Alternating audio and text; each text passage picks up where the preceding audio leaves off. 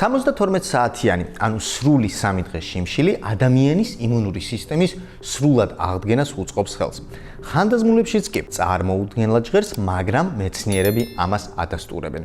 მკვლევარებმა დაადგინეს, რომ ხანგრძლივი შიმშილობის დროს ორგანიზმი რთავს ძლიერ შიდა მექანიზმს. ის იწყებს ძველი და დაზიანებული იმუნური უჯრედების დაშლას და გადამუშავების პროცესს, რომელსაც აუტოფაგია ეწოდება. როდესაც გლუკოზის მარაგი იწურება და სხეული ღრმა კეტოზის მდგომარეობაში გადადის.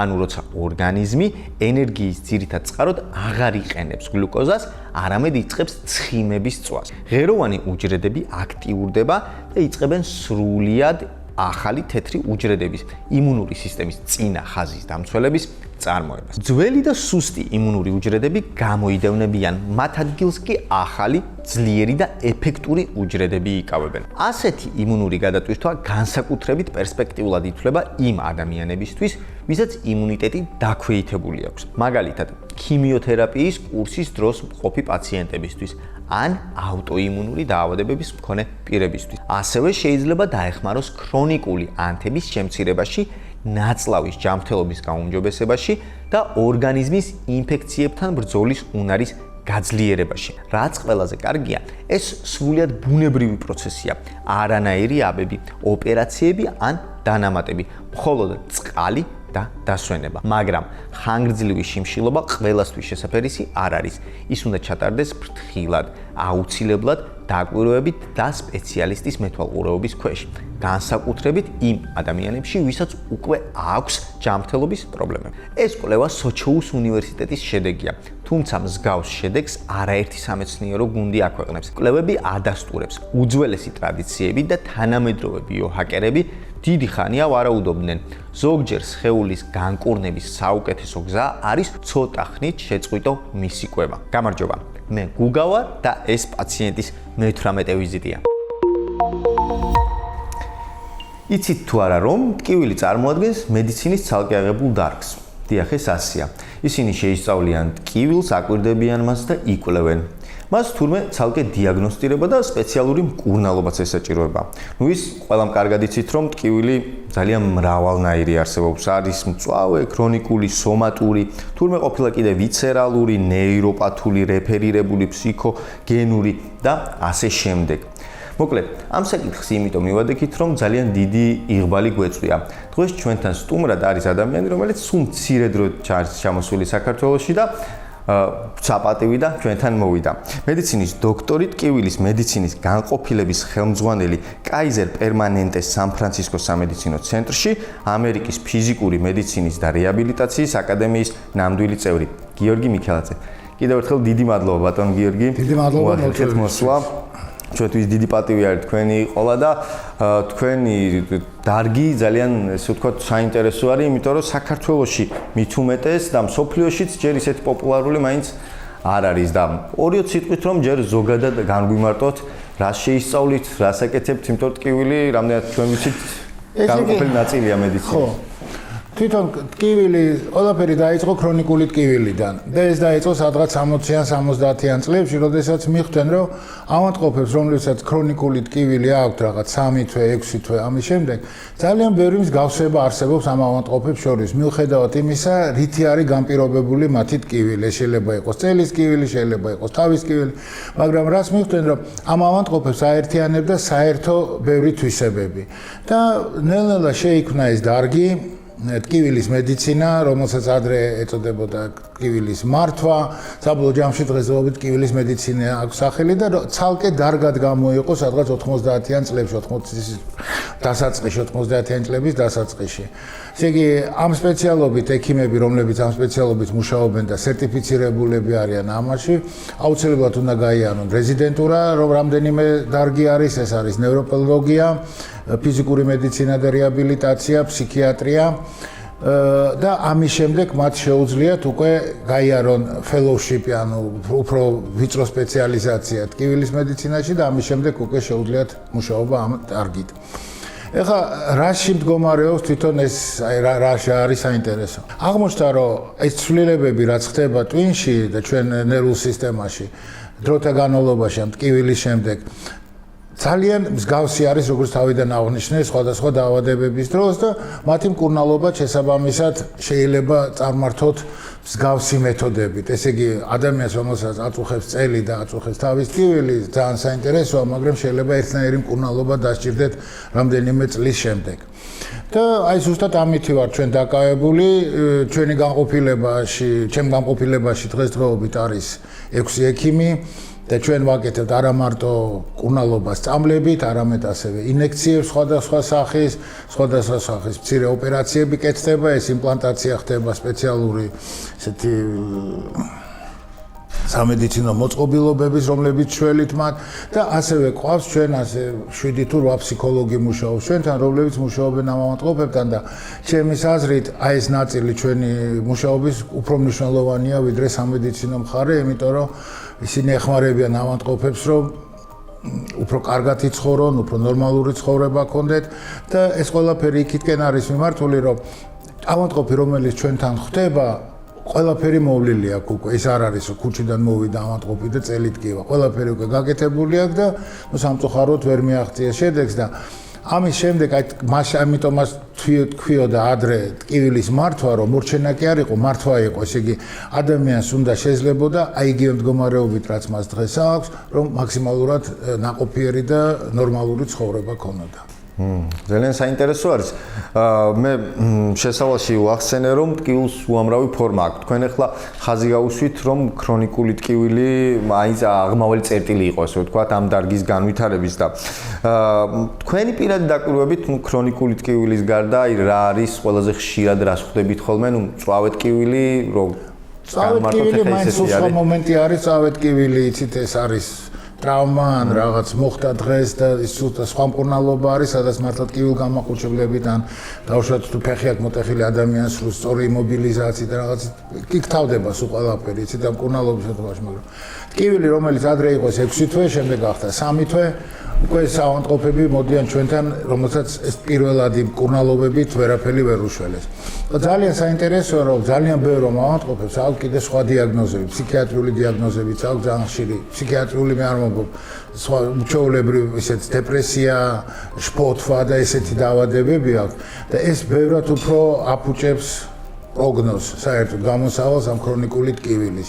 ეს როგორი მდგომარეობა, იცით, ორი ის რო წარმოიდგინოთ, ორი ხის ნაჭერი რო წარმოიდგინოთ და ცეცხლის დანთება გინდა და ერთს ბენზინს დაასხამთ და მეორე ჩვეულებრივად იქნება, აი წარმოგიდგენიათ, რამდენად უფრო ადვილია ბენზინიანის ცეცხლის მოკიდება, ეს ზუსტად იგივეს აკეთებს დეპრესია, შფოთვა და სხვა ესეთი აშლილობები ამ ქრონიკული ტკივილის პროგნოზში ძალიან უარყოფითად მოქმედებს, ამიტომ მკურნალობა ძალიან ხშირად აუცილებლად ამ მიმართულებითაც უნდა მიდიოდეს.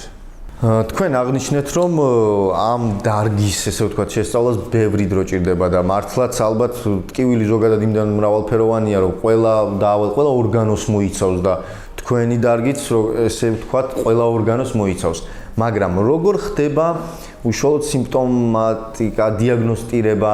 თქვენ თქვით, რომ ხშირ შემთხვევაში მოდიან მაინც უკვე, როდესაც სხვა სპეციალისტებს უკვე, ესე ვთქვათ, აღარ შეუძლიათ არაფრის გაკეთება, მაგრამ მაინც თუ ხდება დიაგნოსტირება, კვლევა და ერთი ძალიან საინტერესო მომენტამდე მივდივართ, რომ წესით როგორ ხდება, რომ ჩვენთან ავადმყოფი მოდის სრულად გამოკლეული, ესე იგი ეს ელექტრონულად არის, ყველაფერი, ახლა კალიფორნიაში მუშაობ მე და ავადმყოფს სადმე წასულა, როდესმე წასულა, ყველაფერი ხელთ მაქვს, ასე რომ სანამ ავადმყოფს ვნახავდე, წინა დღეს მე ყოველთვის ვნახულობ მის მონაცემებს და ასე რომ თითქმის ყველაფერი ხელთ მაქვს.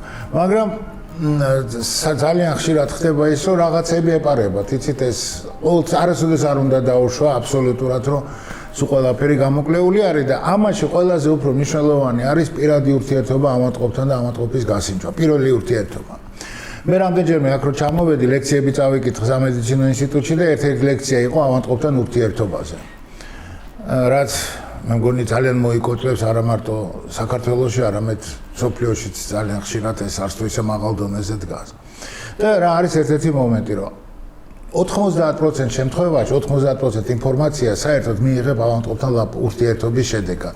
დანარჩენი ყველაფერი დაგეხმარება, მაგრამ შეიძლება გადამწყვეტი არ იყოს. და აი თქვენი აზრით როგორ ფიქრობთ, ავადმყოფს რამდენი ხანი ლაპარაკობს ავადმყოფის სანამ ექიმი გააწყვეტინებს? ნელა 10 წუთი, 15 წუთი. ხო, 25 წამი არის საშუალო მაჩვენებელი, როდესაც ექიმი ავანტყოფს აწყვეტინებს და ეკითხება, არ აძლევს საშუალებას, რომ დაამთავროს ლაპარაკი.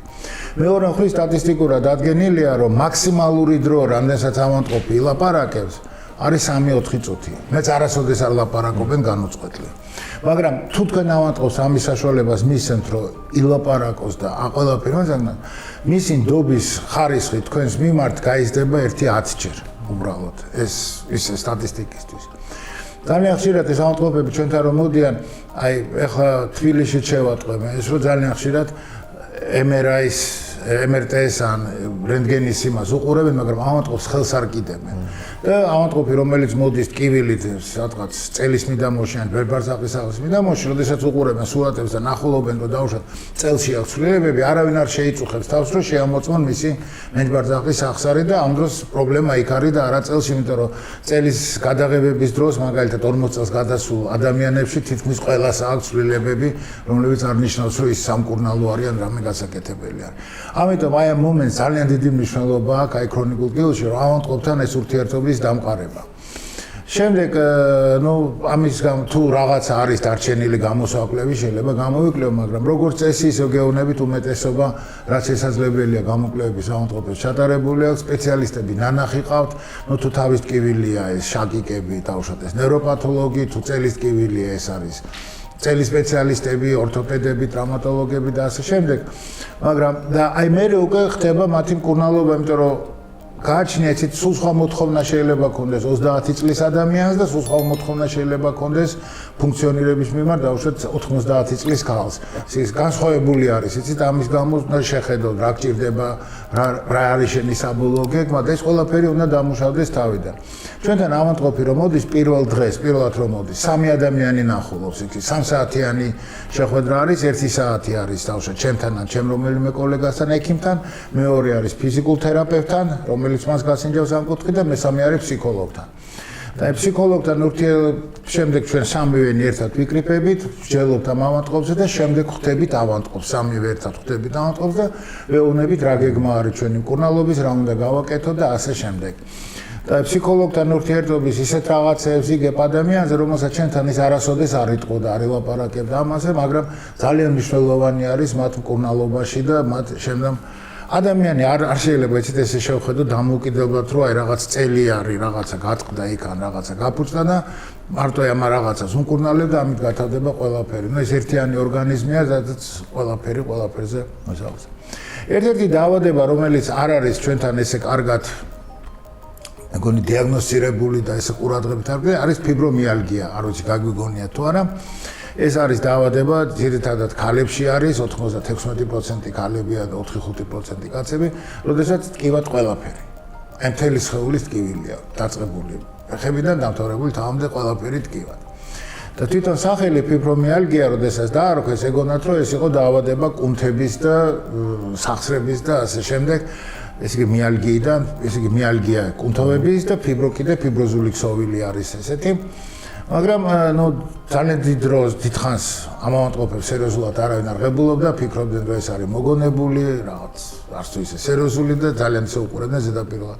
აღმოჩნდა, რომ ეს ნამდვილი დაავადება არის, სერიოზული დაავადება არის და ეს არის დაავადება, როდესაც ადამიანს დაქვეითებული აქვს ტკივილის მდგრადობა. ეს არის ნერვების დაავადება და არა დაუშვათ დაავადება კუნთების, ან სახსრების, ან წელის, ან იმისი. და მათი მკურნალობაც საკმაოდ ძნელი არის, მაგრამ ნელ-ნელა უკვე ვიცით პრეპარატები, რომლებიც შველიან ამათ, ეს არის ანტიდეპრესანტები ძირითადად, რომელსაც ვიყენებთ ამ დროს შემთხვევაში დეპრესიას კი არ მკურნალობთ, არამედ აი ტკივილის მდგრადობის აწევა ხდება ამ პრეპარატებით. ასევე არის ვარჯიშები, ფსიქოლოგიური დახმარება, როგორც ვახსენე და აი შემიძლია გითხრათ, რომ ჩვენი ავანტყოფების სადღაც 40-50% ეს არის. აი ქრონიკული ტკივილი. რაც უფრო განვითარებული არის საზოგადოება, მით უფრო მეტი ავანტყოფები ყავთ ესეთი ჩივილებით, იმიტომ რომ ისიც გასაგებია ხა, დაუშვათ ტანზანიაში დედას, რომელსაც 6 შვილი ყავს, გამოსაკვები, არავინ არ ფიქრობს ამ დროს ტკივილზე და სხვა პრიორიტეტები არის ამ დროს. მაგრამ ეს ცალსახად არის, რომ რაც უფრო შეიძლება მეორე მომენტი არის, რომ აი როგორც სიმსუქნე, რომელიც ნელ-ნელა უფრო და უფრო ვითარდება, განვითარებულ საზოგადოებებში უფრო ხშირია, ვიდრე დაუშვათ უფრო არანაკლებად განვითარებულებში. შეიძლება ეს იყოს არა თვითონ ცხოვრების წესის, არამედ ბაქტერიების, რომლებიც ჩვენ ორგანიზმში არსებობენ და იმის გამო რომ ბაქტერიების პროდუს სხვა ბაქტერიები არიან ჩვენ ორგანიზმში, ამის გამო ხდება ზუსტად ეს სიმსუქნეც და რაღაცების და შეიძლება მიზეზი ეს არის და არა დაუშვათ სოციალურად დაუცველობა და ასე შემდეგ. ეს ჯერ არავინ არ იცის და ნახოთ რა იქნება. მაგრამ ეს დაავადება საკმაოდ ხშირია, საქართველოშიც მე ხა გამიგონია ხშირად რაღაც ესეთი ჩივილებით და სხვადასხვა რაღაც აგზავნიან, მაგრამ დაავადების დიაგნოზი დაუშვათ ფიბრომიალგია იქნებოდა ჩემთვის და არა სხვა და მკურნალობა შესაბამისად განვითარდებოდა. კიდევ სხვა ვინც ხვდებიან ჩვენთან ძალიან ხშირად არის ეს წელის ტკივილები, ეს ნაოპერაციები ავადმყოფები, რომელსაც უკვე ოპერაციაც გაკეთებული აქვს და ძალიან ხშირია თავის ტკივილები. აი ეს ძირითადი რამდენიმე პათოლოგია, რომელსაც ხშირად კურნალობთ და ბევრი კიდევ სხვა პათოლოგიებიც არსებობს, რომელსაც ჩვენ კურნალობთ.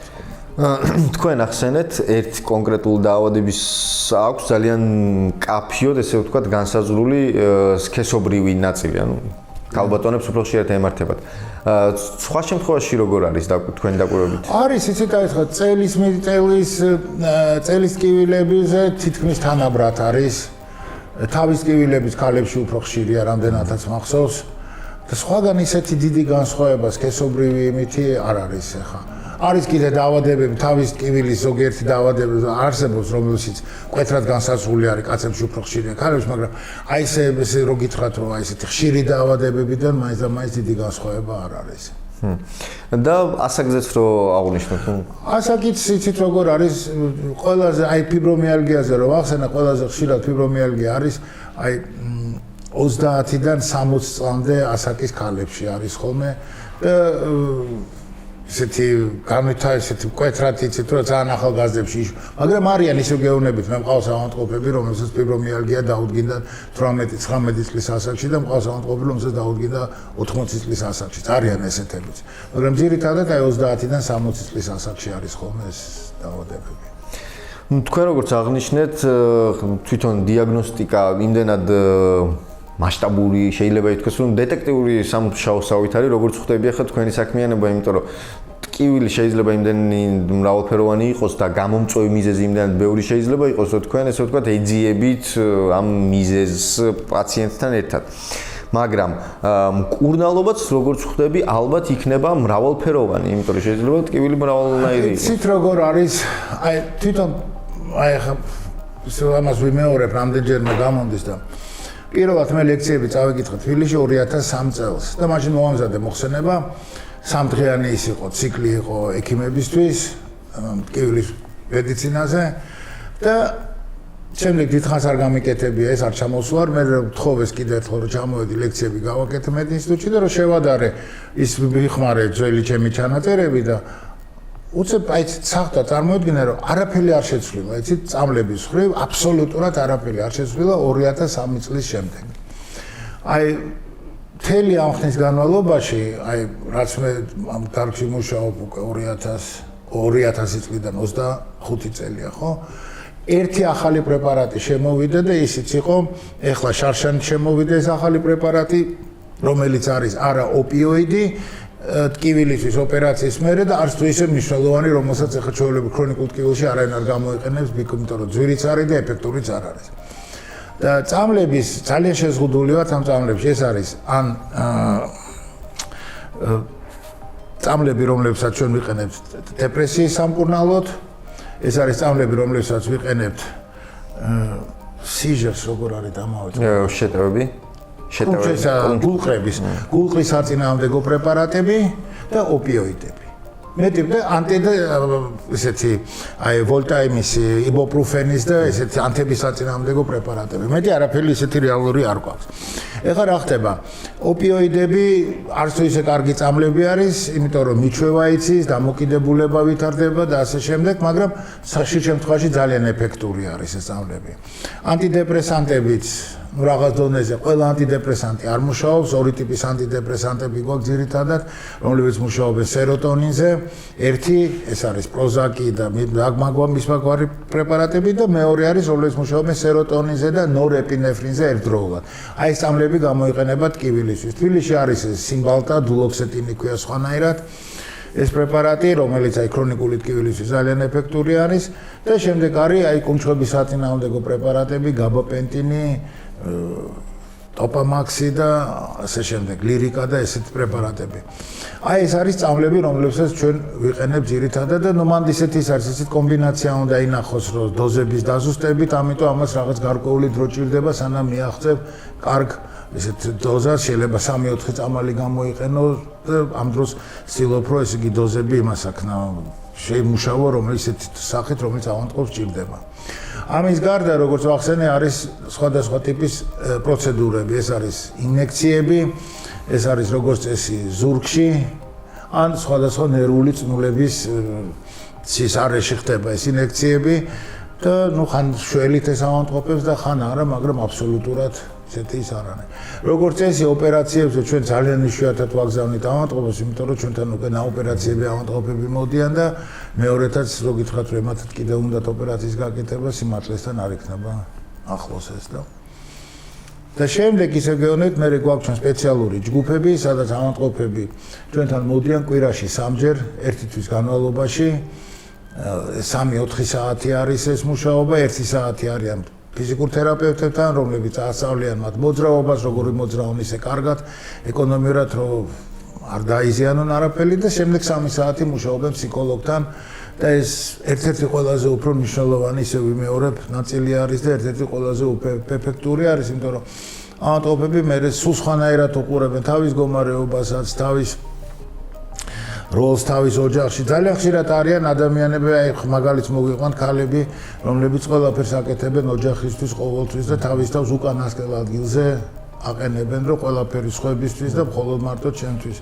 რაც საბოლოო ჯამში ცუდად თავდება ხოლმე და იმასაც ასწავლიან, რომ უნდა იცოდეთ, რამდენის გაკეთება შეგიძლიათ, ისე რომ თქვენ თავს არ ავნოთ. და ეს უნდა ახსოვდეთ ავანტყოფებს ყოველთვის, რომ თქვენ თუ იქნებით ცუდად, აი ვისი მოვლაც გინდათ, იმასაც ვერ მოვლით, ამიტომ პირველ რიგში თქვენ თავს უნდა მიხედოთ. ძალიან დიდი მომენტი არის კიდევ ისეთი ავანტყოფები ყავს, რომლებსაც უწევთ სხვა ავანტყოფის მოვლა სახლში. და ეს იცით არავინ არ უყურებს ამას ისე სერიოზულად, რომ თითქოს ეს ვალი არის ცოლის, შვილის თუ იმის რომ მიხედოს, მაგრამ ეს ძალიან ძიმე მდგომარეობა არის ამ ავანტყოფებისთვის და აი ტკივილის შემთხვევაში უათმაგდებათ ეს ყველაფერი. ასე რომ ამასაც აქვს, რასაც უნდა გაუწიოს ანგარიში. ეხლა ხტი ერთი ადგილიდან მეორეზე, იმიტომ რომ იმდენად დიდი თემა არის ეს, რომ ეხლა ერთი წლის განმავლობაში სჭირდებათ ხოლმე სამის სწავლა და ეხლა ერთ საათში ამის ჩატება ცოტა ძნელი არის. რამდენსაც მოვახერხებთ უკეთესი. თქვენ ახსენეთ და ერთ-ერთი ჩემი კითხვა იყო შემდეგი ფსიქოლოგიური ნაწილის როლი და ამ კითხვის ქვეკითხვა იყო ესე ვთქვათ, პლაცებოს ეფექტი რამდენად ხშირად გამოიყენება? პლაცებოს ეფექტი არასოდეს არ გამოიყენება და აკრძალული არის პლაცებოს ეფექტის გამოყენება, იცით? და საბოლოო ჯამში ეს არც მუშაობს დიდი მითი რო თქვათ რა, შეიძლება ცოტა ხანი რაღაც პერიოდში მუშაობს, მაგრამ პლაცებო აი აკრძალული არის, არ შეიძლება ეთვლება, რომ ეს არ არის კეთილსინდისიერი მიდგომა ამ ყურნალობის მიმართ. ეხლა რომ ვისაუბროთ მედიკამენტებზე, თქვენ ახსენეთ, თავად რა სახის მედიკამენტებს იყენებთ, მაგრამ სამწუხაროდ ჩვენ რეალობაში ყოველ შემთხვევაში საქართველოში ტკივილ გამოყუჩებლის გამოყენება იმდენად მარტივი გადაწყვეტილებაა ბევრისთვის, რომ ძალიან ცუდი არის ეს რაც ხდება, იცით როგორ არის, მე რამდენადაც ვიცი ისე გეუბნები, შეიძლება არ არის ჩემი ინფორმაცია სწორი, რომ მხოლოდ კიბო დაავადებულ, სიმსივნით დაავადებულ ავანტყოფებს აქვს წლომა ნარკოტიკებისადმი და ისიც საკმაოდ გაძნელებული არის ამ ნარკოტიკების მიღება. ამერიკის შეერთებულ შტატებში ყველა ექიმს უკლებლი, ვისაც გავლილი DEA არის ესე Drug Enforcement Administration-თან რეგისტრაცია, ყველას აქვს უფლება ნებისმიერი წამლის გამოწერის. ესე იგი, თბილი რამდენადაც ვიცი საქართველოში შეზღუდული არის სპეციალობების მიხედვით ეს წამლის გამოწერა. შეერთებულ შტატებში სულ ყველა ექიმს, რომელიც რეგისტრირებული არის, შეუძლია გამოწეროს ნებისმიერი წამალი დაწყებული მორფინიდან დამთავრებული, არ ვიცი, რაც ნებისმიერი წამალი შეუძლია გამოწეროს. რაღაც რეგულაციები არსებობს ამ ოპიოიდების ნარკოტიკების გამოწერაზე, მაგრამ საბოლოო ჯამში გადაწყვეტილება თქვენი არის. როგორც თქვით თქვენ საჭიროდ ეხლა თუ რაღაცა მოხდა და ადამიანის დოზირებით მოკვდან რაღაც ისე მოგთხოვენ და თუ არ არის დაცული ის რაც უნდა იყოს გაკეთებული თქვენ მოგთხოვენ პასუხს თუ არა ნუ ხეს არაფერი არ მოხდება მაგრამ აი ესეთი მიდგომა როგორიც აქ არის რომ იცით აი ადამიანს შეიძლება ტკივილი აქვს საშინელი და აი ფეხი მოიტეხა ამის მერე რაღაც არ შეხორს და რაღაცა სწორედ სიარულის უჭირს ან საშინელი ართრიტი აქვს ოპერაციას ვერ იკეთებს ვერ დადის ამ ავადმყოფებისთვის თუ ნარკოტიკი შველის ახლა მე ვერ ხედავ ვერაფერს ამაში ცუც რომ გამოეწეროს მაგრამ ეს გამოწერა ყოველთვის როდესაც შენ ციღებ შენ თავზე პასუხისგებლობას რომ ესე არ მოხდეს მისი ცუდად გამოყენება გაყიდვა აი ესეთი პრობლემა არის რომ მაგასაც უკვე მე ხშირად დავუშვით შეერთებულ შტატებში ვიღაცას უწერენ და ის მე ყიდის ამ წამლებს ვიღაცაზე სხვა მიზნით რომ მოიხმარო და ერთი პერიოდი შეერთებულ შტატებში ძალიან მარტივად მიუდგენ ამას და ეს საშინლად დამთავრდა რა იმიტომ რომ ძალიან დიდი რაოდენობით უსინდისოდ ხდებოდა მათი გამოწერა და გაყიდვა ეხლა უფრო ბევრად უფრო მოჭერილად არის მაგრამ თუ ჭირდება ამატყობს უნდა გამოუწერო მე ისიც ვიცი რომ აქ გაბაპენტინის და იმის ლირიკის გამოწერაც კი პრობლემატური არის ამატყობისთვის არ მესმის რატომ მაგრამ ეს არის სამწუხაროდ ჩვენ რეალობაში ძალიან პოპულარული იყო ეხლაც რჩება ახალგაზრდებში და ძალიან ფართო იყო გამოყენება ტექნიკურად მაკითხვასაც გულისხმობდი, მაგრამ პირველ რიგში გულისხმობდი უფრო ესე ვთქვათ, როგორ შეიძლება ვთქვათ, დაბალი რანგის ტკივილგამაყუჩებლებზე, რაც ყოველდღიურობაში გამოიყენება.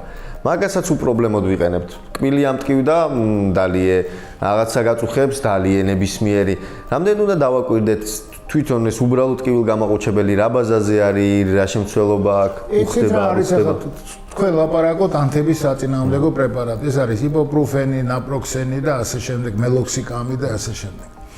ერთი რამე შემიძლია გითხრათ, რომ სადღაცა 60-65 წელს გადაცილებული ადამიანებისთვის ეს ამ პრეპარატის მიღება ყოველდღიურად საშიშია.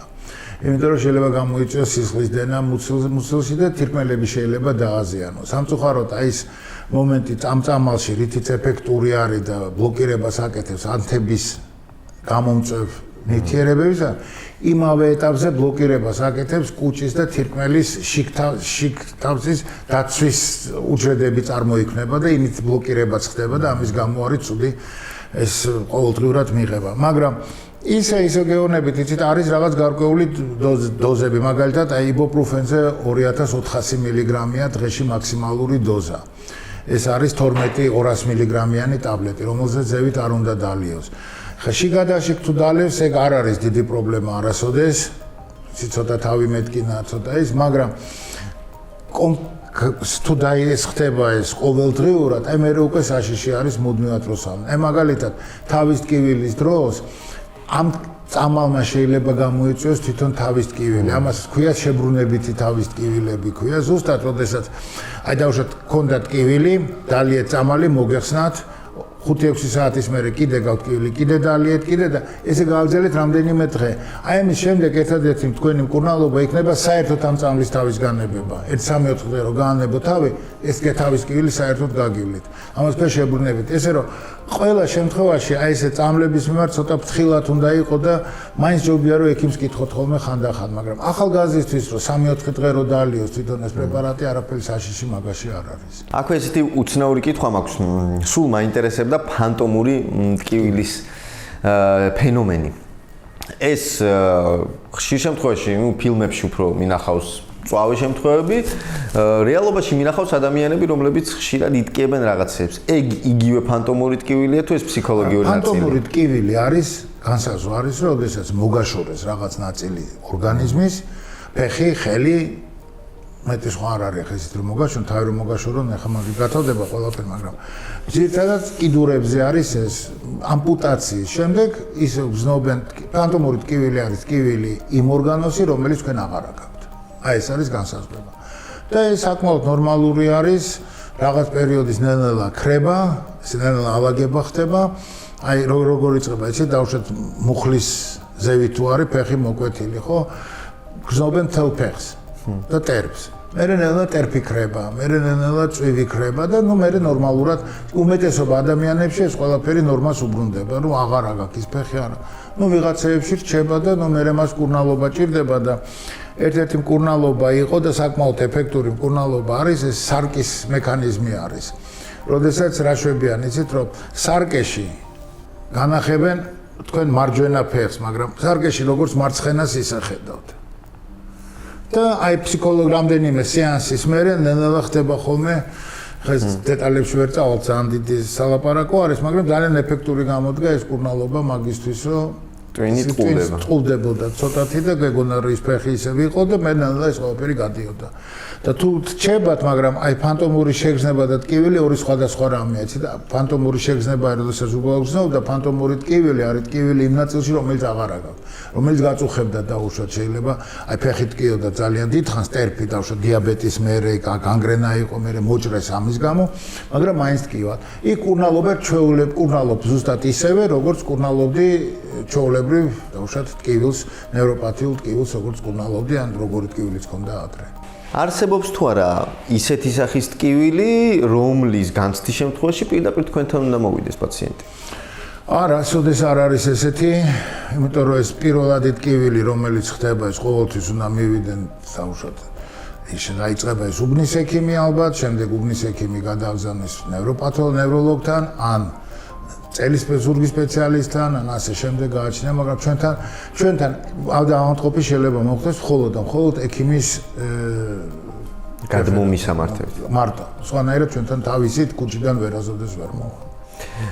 შემდეგ კითხვა კი ასეთია, მწვავე ტკივილი და მისი მოთმენა. ბავშვობაში ხშირად გამიგია, ნუ ითმენ დალიე წამალი, თუ მოთმენადია დაუშვათ ტკივილი. მე მახსოვს ესე აი ის კარგად მახსოვს, ჩემი პირველი რეაქცია იყო ტკივილი მტკიოდა ძალიან და მივედი ექიმთან და ნუ ტკივა ძალიან და კაცი არ ახარ მოითმინეთ. მეც რატომ უნდა მოითმინო მეთქი ახლა ტკივა და ახლა არსებობს საშუალება ხო შეიძლება გაგიყუჩონ რაღაც გაიგე რატომ უნდა მოითმინო არ მესმის. არასოდეს არ უნდა მოითმინო ტკივილი ეს აბსოლუტური იდიოტობა არის. ნუ ახლა თუ გაწუხებთ რაღაცა და არის საშუალება იმის ტკივილი არ ქონდეთ, ნამდვილად უნდა იმკურნალოთ. ერთ-ერთი ესეთი ეს მოდის საიდან რომ ერთ პერიოდი ავადმყოფები მუცლის ტკივილით რო ხდებოდნენ ხოლმე განყოფილება მიყავდათ ამოდენ რომ არ მიცეთ კილგამაყუჩებელი, იმიტომ რომ კლინიკური სურათი წაიშლება.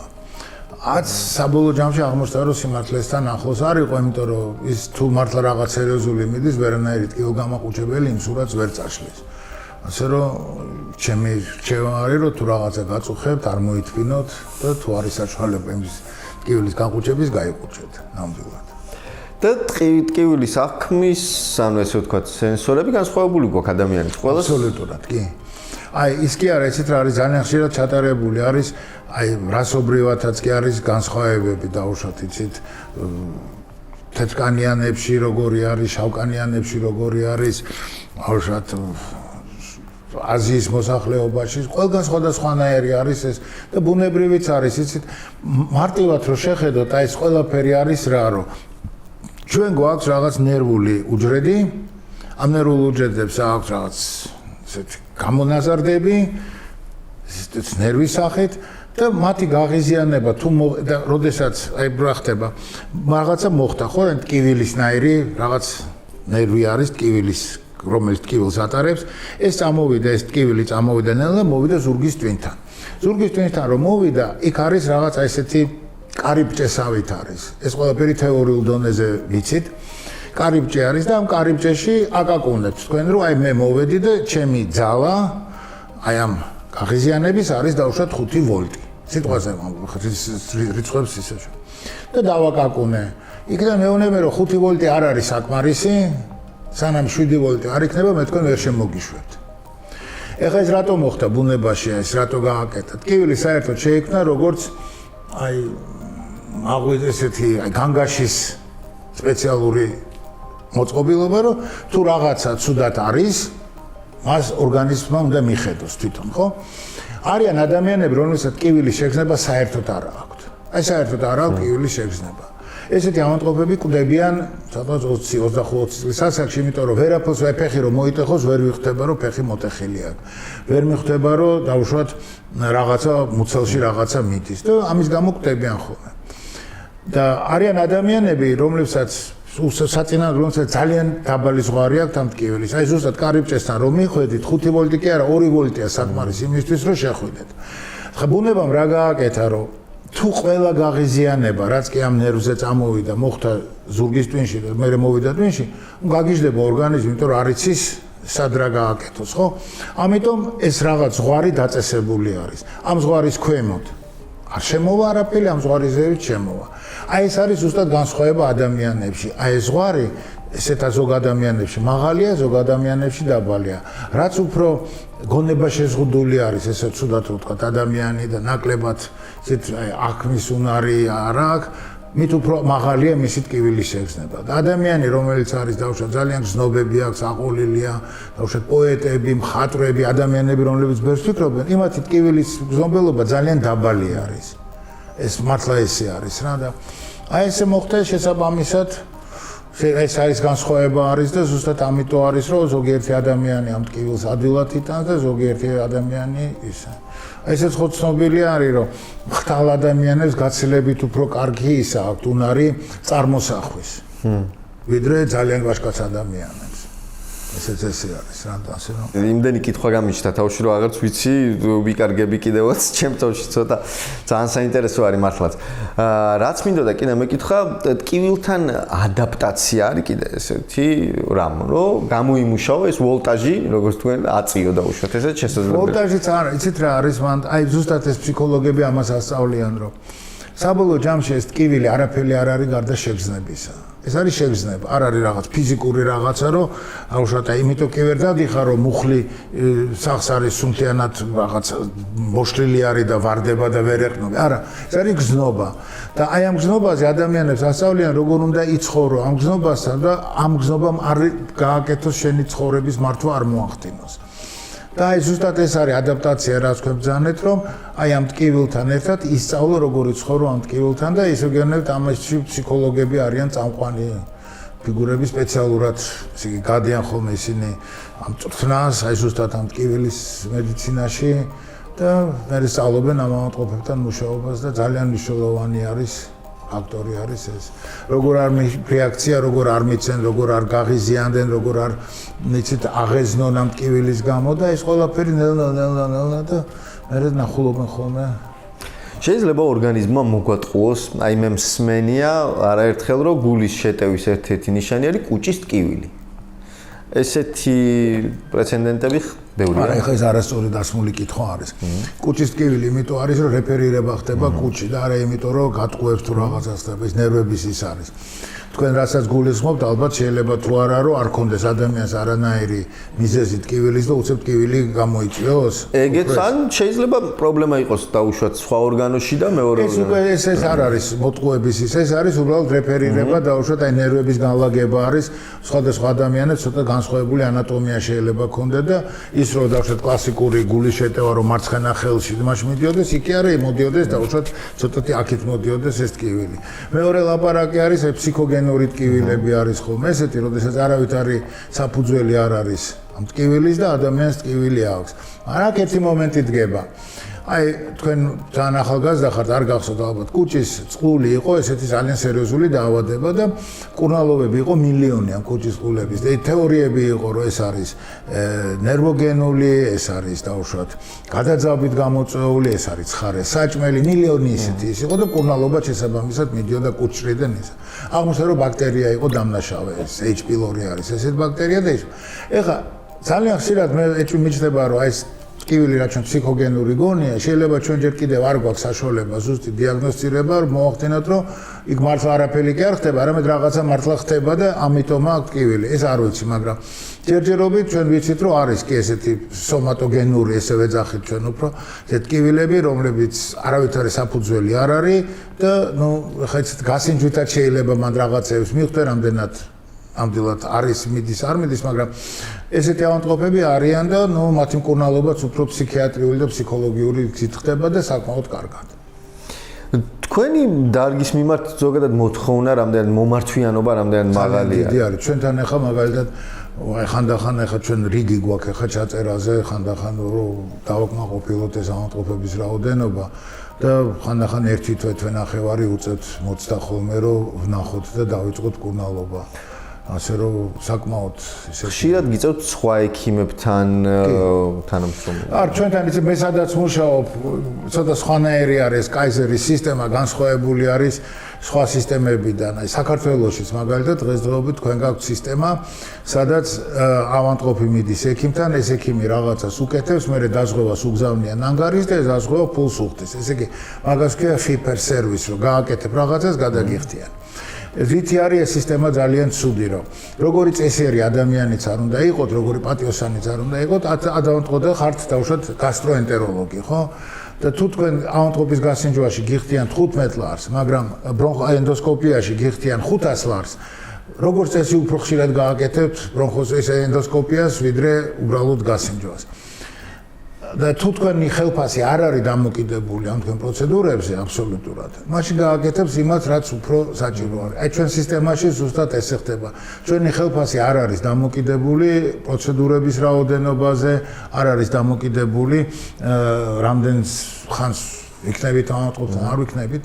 და ეხლა მან კითხვა წარმოიშვება, რომ სამაგიეროდ შეიძლება საერთოდ არაფერი არ გაუკეთო ავადმყოფს. მაგის ისიც არსებობს. ავადმყოფი თუ არ არის კმაყოფილი, ჩვენი დავუშვათ ბონუსები წლის ბოლოს, რომლებიც გვაქვს, მკვეთრად არის იმაში ასახული, ასე რომ ავადმყოფის ძალიან კმაყოფილი უნდა გყავდეს, რომ საკმარისად მიიღო შენი დავუშვათ გასამჯელო წლის ბოლოს, მაგრამ თვითონ ავადმყოფი არც ქირურგი არ არის დამოკიდებული ოპერაციების რაოდენობაზე, რომ ის ხელფასი მიიღოს. ამიტომ ჩვენთან ეს მომენტი ცოტა სხვანაირად არის რა, ისე განსხვავებული. რომ მარტივი არის თქვენთან. არა, შეერთებულ შტატებში უმეტესად აი სისტემა არის, fee per service არის და ჩვენთან სხვანაირად არის. ავადმყოფები წინასწარ იხდიან, დავუშვათ უხდიან, ჩვენ ვეყიდით დაზღვევას, ეს ერთი ორგანიზაცია არის. ჩვენ ვეყიდით დაზღვევას და ამის გამო ეს ბიუროკრატიული მექანიზმები, რომ ანგარიში უნდა წარადგინო და ის არ არის. და საერთოდ აჩვეულებრივ დაზღვევაში სადღაც 20-30% ბიუროკრატიაზე მიდის ხოლმე როგორც წესი. ჩვენთან ეს ბევრად ნაკლები არის ბიუროკრატიაზე გაწეული ხარჯები. ასე რომ ეს სისტემა ჩემი აზრით საქართველოში ბევრად უკეთ იმუშავებდა, ვიდრე რაც ჩვენ დღეს გვაქვს. და კიდევ ერთი რომ საბოლოო ჯამში მნიშვნელობა აქვს არა აი მასიურად ლაპარაკობ, არა თქვენ როგორ აკეთებთ კურნალობას, არამედ გამოსავალს საერთო ჯამში, რომ უკეთესი არის დავუშვათ დიდ რაოდენობით რო შეხედოთ ექიმი, რომელსაც ნაკლები ავადმყოფი უკვდება დავუშვათ სისჩაქცევით, ან გულის დაავადებით, იმიტომ რომ კარგად უწევს კონტროლს წნევასაც, ლიპიდებსაც და რაღაცებს. აი ესეთ ექიმს ბევრად უფრო მეტი უნდა გადაუხადონ ჩემი აზრით, ვიდრე იმას რომელთანაც ეს არ ხდება და არა იმიტომ რამდენი ავადმყოფი ნახა. აი თვითონ ეს რაოდენობა ავადმყოფების, რომელიც თქვენ პასუხისმგებელი ხართ, რა გამოსავალი აქვს საერთო ჯამში? აი დიაბეტის გამო რამდენი ფეხი მოიკვეთა. რაც უფრო მეტი ფეხი მოიკვეთა, ესე იგი მით უფრო ცუდად არის ამ ექიმის. აი ესე არის ყველა დარგში, ესე უნდა იყოს ჩემი აზრით და ეთანხმებით. რთულია თქვენი გამოცდილების მქონე ადამიანს შეეწინააღმდეგო. ჩვენი გადაცემის ვიზიტის ბოლოსთვის ორი განსხვავებული, ესე ვთქვათ, კითხვა მაქვს შემონახული.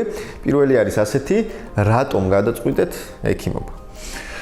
ექიმობა ჩემთვის ბევრად ძალიან ადვილი ის იყო, იმიტომ რომ ბაბუა ჩემი იყო ექიმი, იყო დამაარსებელი ტრამატოლოგიის და ინსტიტუტის ორთოპედიის ინსტიტუტი იყო ადრე კალინინზე, ეხლა ჯავახიშვილის ქუჩაზე.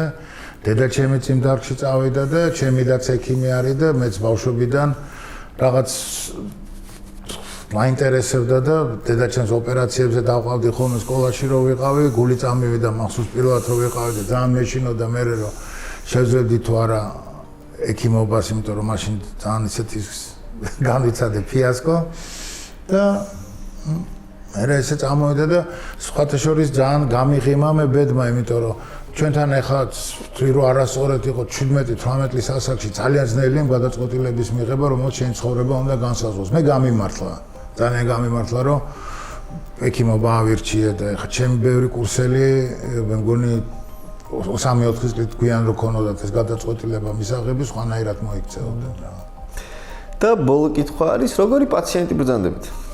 მე საკმაოდ კარგი პაციენტი ვარ, იმიტომ რომ ნუ კარგი როგორც იცით ინიციატივასაც ვიღებ ჩემით და თან ახლა თუ რასაც მეუბნებიან, იმას ჩემი ექიმები რასაც მეუბნებიან, იმას ვაკეთებ, ასე რომ მაგხრივ ვამოწმებ ამას ყველაფერს, შეიძლება დავუშვათ ესე შევხედო მე წავიკითხო რაღაც, მაგრამ როგორც წესი თუ ვენდობი იმ ადამიანს, საბოლოოდ ვენდობი და იცით რა არის ეხა უყურებ, აი ძალიან ხშირად არის რომ ეხა ინტერნეტით ეხა შეგიძლია ამ ხელოვნურ ინტელექტს კითხო და ძალიან კარგი პასუხი მოგცეთ ისეთივე როგორც საშუალო ექიმმა და ჩვენთან უკვე მიდის ამაზე მუშაობები რომ რაღაც ნაწილის რუტინული ნაწილი გადაბარდეს ხელოვნურ ინტელექტს. მაგრამ არის იქ დეტალები, რომელიც მაინც ჯობია რომ ექიმთან იმას აკეთოთ, მაგრამ მომზადება ნამდვილად კარგი არის რომ ექიმთან რომ მიდიხართ, იცით რატომ მიდიხართ, ელოდებით რაღაც პასუხს და კითხვები გაქვთ მომზადებული. აი ამას ვურჩევ ყველა ამატყობს, რომ ექიმთან რომ მიდიხართ, რაღაც კითხვები დაწერეთ. კი არა დაიმახსოვროთ, აი დაწერეთ რა კითხვები გაქვთ კონკრეტულად, რომ ექიმთან რომ მიხვალთ, რომ ეს კითხოთ, იმიტომ ძალიან ხშირად დაგავიწყდებათ თუ ეს დაწერილი არ აქვს. ასე რომ მაგასაც კარგი ამანტყოფი რო იყო, კარგი უნდა მაგასაც რაღაც გარკვეული მომზადება ჭირდება. აი ჩვენ ვცდილობთ ზუსტად მაგას, რომ პაციენტის კუთხიდან შევხედოთ ამ ყველაფერს და გავიაზროთ ჩვენც თუ რამდენად მნიშვნელოვანია ორივე მხარე, ესე ვთქვათ, მონეტის. კიდევ ერთხელ უღრმესი მადლობა, რომ გამონახეთ დრო გვესტუმრეთ ჩვენთვის, ჩემთვის და ჩვენი მაყურებლისთვის ახალი, ესე ვთქვათ, დარგი და სფერო აღმოვაჩინეთ. გავიგეთ ძალიან ბევრი საინტერესო რამ პირადად მე და გისურვებთ წარმატებებს თქვენ საქმიანობაში, გისურვებთ შინ შვიდა და კარგად დაბრუნებას და ყველაფერს კარგს. ჩემი ანამნეზი. ძალიან საინტერესო. რა მაწუხებს? ყველაზე მნიშვნელოვანი რაც მაწუხებს, ესა დეპრესია, რომელიც პერიოდულად შეომიტებს ხოლმე და ძალიან მწვავე ფორმები თვალთა შორის. მაწუხებს psoriazi, insulin rezistentობა, სიმსუქნე, მაწუხებს ქრონიკული холецистიტი და ამ psoriazi-დან გამომდინარე მაგ რაღაც სახსრების პრობლემა. ჯერჯერობით ეს ვიკვაროთ. ჩემი იმუნიტეტი, ხა ამ ჩამოთვლებიდან გამომდინარე იმუნიტეტი თითქოს ცუდი უნდა მქონდეს, მაგრამ არა, საკმაოდ ძლიერი იმუნიტეტი მაქვს. ფაქტიურად მე არ მახსოვს რომ მქონდეს ტემპერატურა და სიცხე. даже დედაჩემსაც არ ახსოვს, აი როდის მქონდა ბოლოს ტემპერატურა. თუმცა რაღაც ვირუსებიც გადამიტანია, კორონას გადამიტანია, მაგრამ ეს ყველაფერი იყო ძალიან მსუბუქ ფორმებში. ბავშვობაში გადავიტანე. ბავშვობაში რაც მახსოვს გადავიტანე ჩუტყვავილა მეტი ისეთი რამე სერიოზული გადატანილი არ მაქვს, ხო, ტრავმატოლოგიური პრობლემები მქონდა, ეს იყო მხარი მაქვს ამოვარდნილი, ლავიწი მაქვს გატეხელი და წინა მხარი მაქვს გატეხელი. ეს ბავშვობაში, სტუდენტობის პირველ წლებში მქონდა კიდე მწვავე холецистიტი, ამას და თირკმლის ფიალების გაფართოება. მაცმებდნენ ძვრიან წინდებს. ხო, იმის მიხედვით, რომ ფაქტიურად უსიმპტომოდ იყო ჩემი გაცილება, ეგეთი რამე არ მახსოვს, რომ ძვრიანი წინდები ჩაეცვათ. რა, ვიმიზეზებდი ავადმყოფნას? არ ვიმიზეზებდი, იმიტომ რომ საერთოდ ისეთი ადამიანი ვარ, რომელიც ერთ ადგილას ყოფნას და თუნდაც საწოლში ყოფნას აი ვერ იტანს და ავადმყოფობის საერთოდ არ მირჩევნია, რომ რავი, ოღონდ სახლიდან გავიდე მოკლედ რა და ამი ადამიანების სტრესში ვიყო. ერთ დროს მავწუხებდა ფრენიშიში ჩემი პროფესიიდან გამომდინარე ძალიან ხშირად მიწევს ფრენა, თავიდან ძალიან მაწუხებდა, მე ერთი დიდი პერიოდი დავძლიე, საერთოდ რეაქცია არ მქონდა, ამ ბოლო დროს ისევ შემომიტია, რატო ვერ ხვდები. ცუდად მახსოვს, როდესაც ისევ ჩემ პროფესიის იბლივ ტრელებ, ერთ-ერთ ვარჯიშზე ფეხბურთელის დარტყმული ბურთი მომხვდა თავში და მქონდა ტვინი შერყევა საკმაოდ სერიოზული და ამის გამო გასვლითი ორი თამაში გამოვტოვე ეროვნულ ნაკრებში და ეს მახსოვს ძალიან ცუდად. სათვალე დამჭირდა, ვიყავი დაახლოებით მეხუთე კურსზე. მე მაქვს ეგრეთ წოდებული კერატოკონუსი, ეგეთ დაავადება არსებობს, როცა ეს რქოვანას პრობლემაა, თვალის საკმაოდ სერიოზული დაავადება და ეს ბავშვობიდანვე მაწუხებდა როგორც გაირკვა, მაგრამ ბავშვობიდან ვფიქრობდი, რომ ესეთი უნდა იყოს და ჩივლებს არ გამოვხატავდი. მე სტუდენტობის დროს სხვები როცა ხედავდნენ და მე ვერ ხედავდი რაღაცებს, მე ნელა დავფიქრდი და მე მეთქონ წავედი იქიმთან და მოკლედ დამიდგინეს ეს კერატოკონუსი შერეული ასტიგმატისთან და მაგის მერე მუდმივად ვარავ სათვალეს. რატომ გადავწყვიტე ექიმობა? არა, ბევრჯერ ნათქვამი რომ ექიმობა მე არ გადამწყვეტია, მე ვარ ეგრეთ წოდებული ჩვენი კლიშეს მსხვერპლი, ასე რომ ვთქვათ, რომ ჩემი შვილიშვილი აუცილებლად დოქტორი უნდა გამოვიდეს. სპორტი ჩემ ცხოვრებაში. ბავშვობიდან ძალიან მიყვარს სპორტი, განსაკუთრებით ფეხბურთი. ჩემ ბავშვობაში 90 წლებში, როდესაც არ იყო ინტერნეტი და მოძიების საშუალება, თუ სადმე წავაწყდებოდა წიგნებს ფეხბურთზე, სპორტზე, ძალიან დიდი ბიბლიოთეკა მქონდა და ძალიან მიყვარს სპორტი, ბავშვობაში მინდა ფეხბურთელი გამოსულიყავი, მაგრამ ექიმობა უფრო პრიორიტეტი იყო ოჯახში და შესაბამისად არ მოხერხდა. უნივერსიტეტის დამთავრების შემდეგ ჩემი უახლოესი ადამიანის რეკომენდაციით დავიწყე ერთ-ერთ საფეხბურთო კლუბში ექიმად მუშაობა და ამის შემდეგ ვარ ფეხბურთში და სპორტში. რას ვერ ვაკეთებ ჯანმრთელობის გამო? ჯანმრთელობის გამო ვერ ვატარებ ფერადსათვალეს, ლიფტში ვერ ვჯდები, ვიდრე რომ კლაუსტროფობია მაქვს საშინელი.